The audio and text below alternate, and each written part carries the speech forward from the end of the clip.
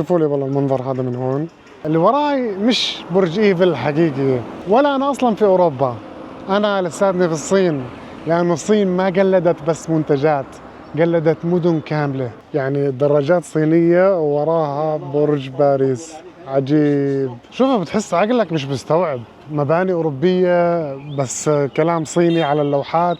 بس السؤال الحقيقي ليش تبني نسخه من أوروبا داخل الصين؟ صباح الخير أصدقائي، اليوم بدي أخذكم معي على مدينة غريبة.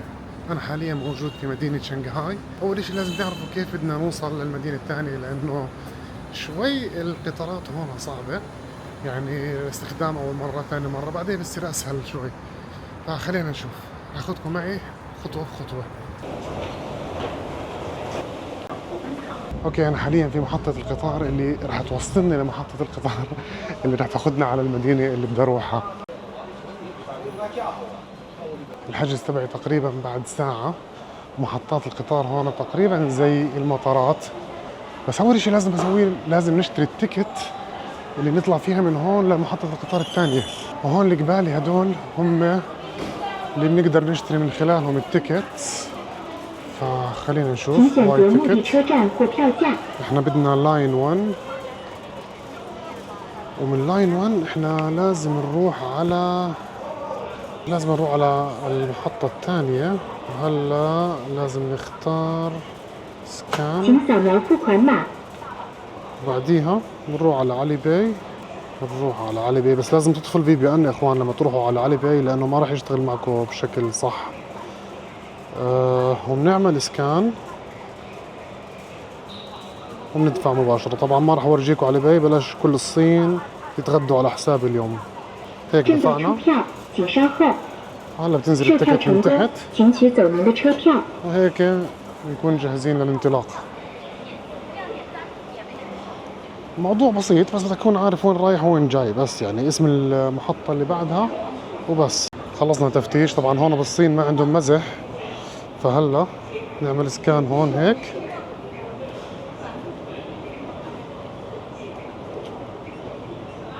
وندخل. احنا طريقنا لللاين 1، نضلنا نازلين مباشرة. بدك تكون عارف اللاين تبعك قبل ما تطلع.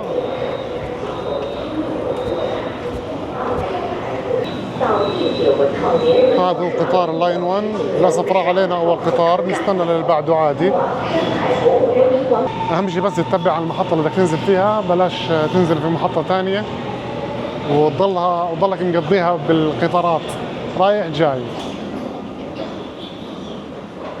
بس الموضوع سهل، يعني اول ما تفهمه بتشوفه سهل. يعني اولها بيكون معقد وغريب، بعدين لما تعرف اسم المحطات اللي رايحة وكيف طريقة انك تشتري التيكيتات بصير الموضوع سهل. هلا انك تشتري التيكيتات الداخلية لما تتنقل جوا المدينة من نفس المحطة، اما بدك تشتري تيكيتات يعني من مدينة لمدينة، الافضل تشتريها عن طريق trip.com.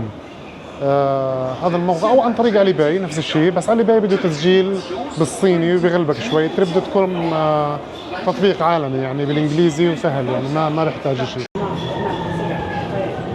هاي وصل القطار.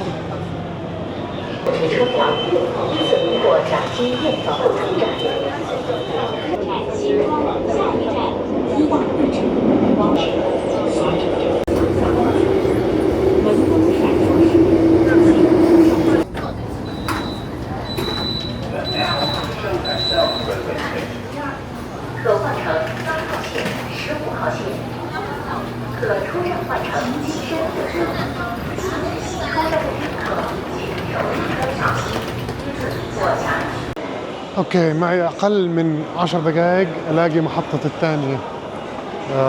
خلينا نشوف. كل شيء موضح على اللوحات، شايفين شنغهاي ريل ستيشن من هاي الطريق. فان شاء الله ما بيتوه الوضع. والله محطات القطار بالصين فخمة بشكل مرعب. والله نفسي اجيب قهوة بس ما معي وقت. مفروض انه من هون طلعنا من محطة المترو، هلا رايحين على محطة القطار السريع. انا باخذكم يا اخوان بهاي التفاصيل كلها عشان اللي بيجي هون ما يتغلب، يكون يعني عنده على الاقل تصور عن الاشي اللي راح يواجهه.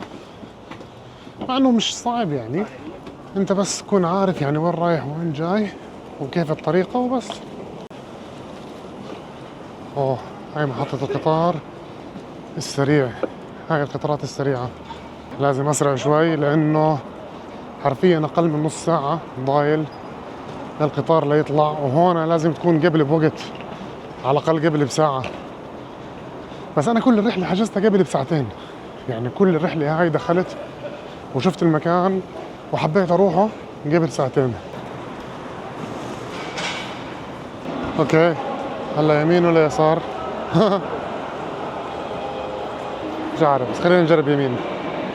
ما في وقت للتجارب، ما في وقت، راح يروح علي القطار. والله شوفوا لي محطة القطار هاي، شو هالفخامة هاي. طيب هلا بعدين بننبهر لانه انا راح يروح علي القطار حرفيا. هاي الشاشة اللي بنقدر نعرف منها بوابتنا للقطار. اوكي، عرفت بوابتي. هلا خلينا نروح لانه مضى الوقت. واو واو المكان شو فخم، مش طبيعي. واو،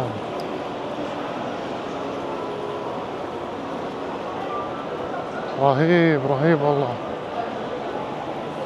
شو هالمحطة هاي، شو هالفخامة يا الصين. مفروض محطتي هاي، بس خلينا نتأكد. خلينا نجيب لنا شي ناكله، بس على معاناة الأكل في الصين. هلا بدنا نشوف اشي ما في لا لحمة ولا جبنة ولا اشي. هلا بدنا نشوف اشي ما في لحمة نهائي. شريت شوية شغلات للطريق وشيكت عليها كلها آمنة الحمد لله، يعني ما فيها اشي. فخلينا هلا نطلع في القطار. واقفين على الدور هلا، موعد القطار. اوكي، هلا بدنا ندور على العربة تبعتنا. رقمها على التيكت عندي 16.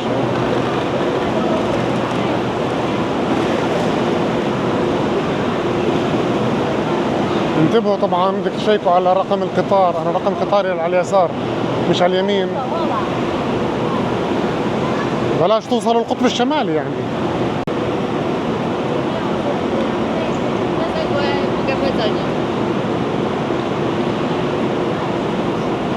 ستاش اتوقع اخر عربة اللي هي 16، لانه انا حجزت زي ما حكيت لكم قبل ساعتين، فمفروض انه اخر اشي.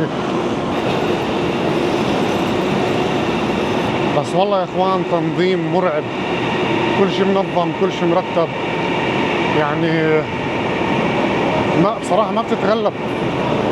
حرفيا اخر عربة زي ما حكيت لكم، مشيت كل هذا. اوكي اصدقائي، انطلق الترين.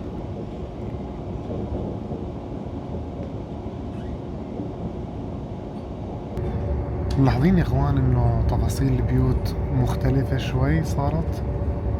هلا راح تعرفوا ليش، بس نوصل لمحطة الجمال.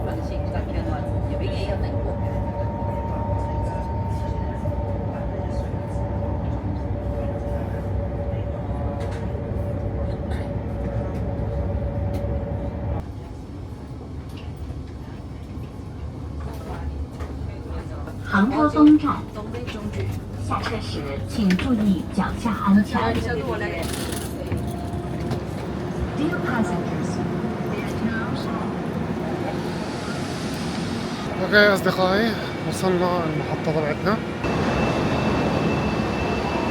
شوف اصدقائي، دائما تقدروا تركبوا المواصلات، بس انا بدي اركب هلا ديدي اللي هو زي اوبر هون، اختصارا للوقت، لانه انا معي بس كم من ساعة في هاي المدينة، لانه هلا وانا بالقطار حجزت رجعة على شنغهاي. شوفوا اصدقائي، وصلت للمكان اللي طلعت له من الصبح، واللي وراي مش برج ايفل حقيقي، ولا انا اصلا في اوروبا، انا لساتني في الصين، لانه الصين ما قلدت بس منتجات، قلدت مدن كاملة. اسم المنطقة هاي تيان دونشينغ، وانبنت سنة 2007. انبنت كمشروع سكني ضخم مستوحى من باريس، لدرجة زي ما شفتوا انه انبنوا نسخة مصغرة من برج ايفل. شوفوا المنظر بالله، شوفوا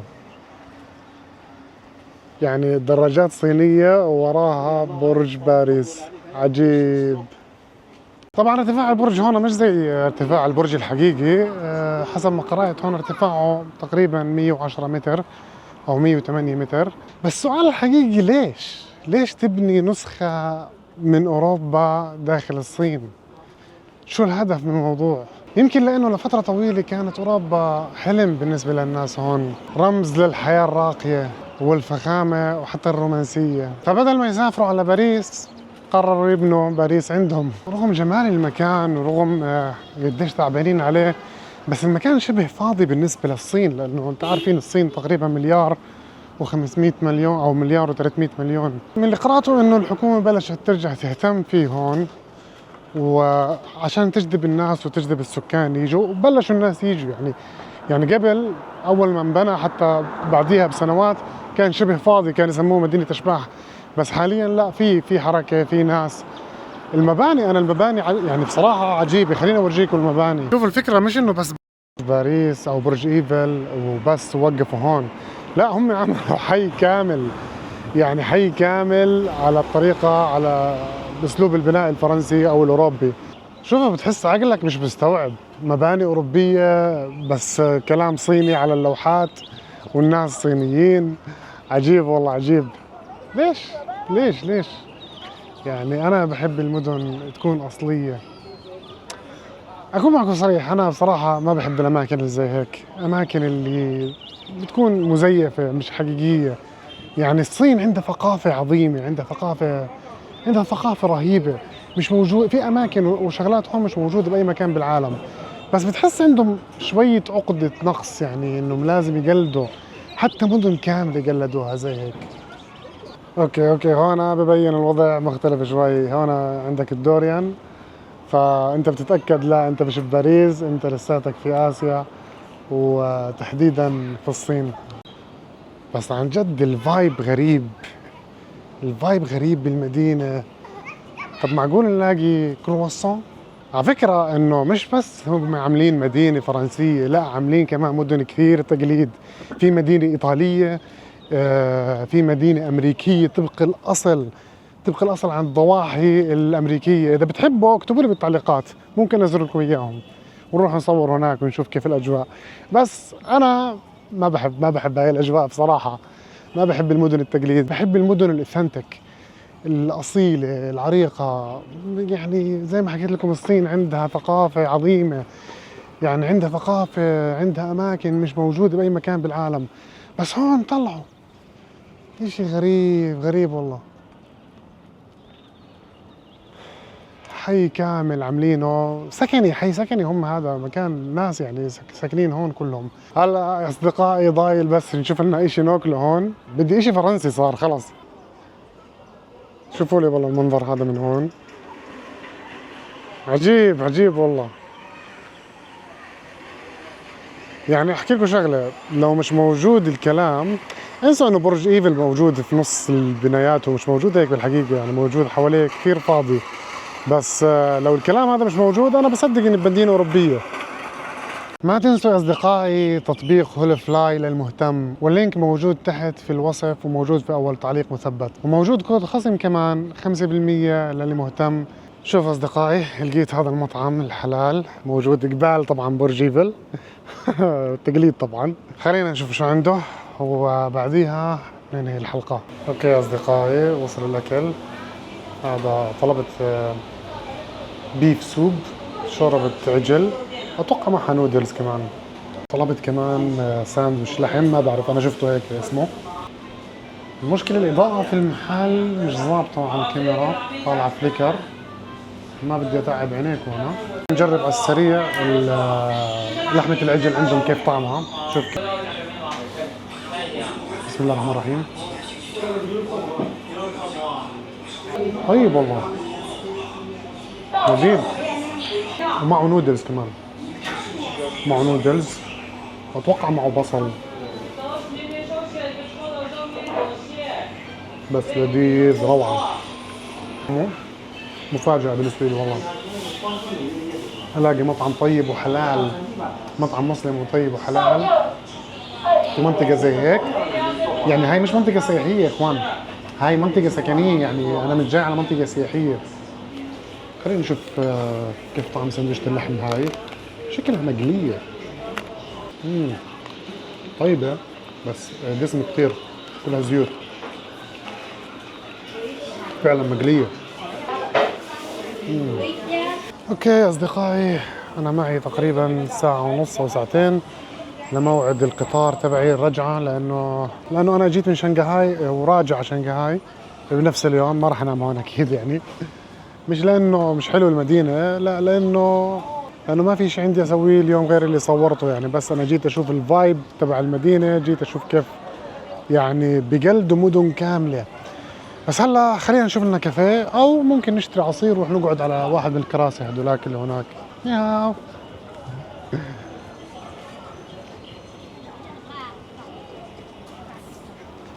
بنت الصغيرة اقسم بالله بقول لك شو المخلوق الفضائي هذا، شكل اول مرة بتشوف اجنبي هون. والله يا اصدقائي شكله انه نفهم اشي هون صعب. خلينا نترجم بطريقة ما قدرنا نتواصل. نشوف شو كاتب. اوكي بدي ندفع. اوكي قدرنا نتواصل بطريقة ما، لأنه ما في إشي هون بالإنجليزي، ولا حتى المنيو عندهم على علي باي بالإنجليزي، ولا الترجمة ظابطة ولا إشي. المهم طلبت عصير الباينابل مع الباشن أناناس مع الباشن فروت، وهي بعمل لي فيه. بعديها خلينا نشوف لنا مكان جبال برج إيفل اللي باريس ما بتقدر تعمل هاي الإشي. وبعديها بتنتهي حلقتنا يا إخوان. أتمنى تكون حلقة خفيفة لطيفة، ولا تنسوا تشتركوا بالقناة لأنه اللي جاي لسه أقوى بكثير من هيك. عندي مواضيع رح أغطيها بالصين ما رح تشوفوها على أي قناة ثانية. شو رأيكم بهاي القعدة؟ مشروب الرهيب عبارة عن أناناس وباشن فروت، ما بعرف شو حط معه، خيار كمان كان حاط معه، وفي قطع أناناس تحت. قبال برج إيفل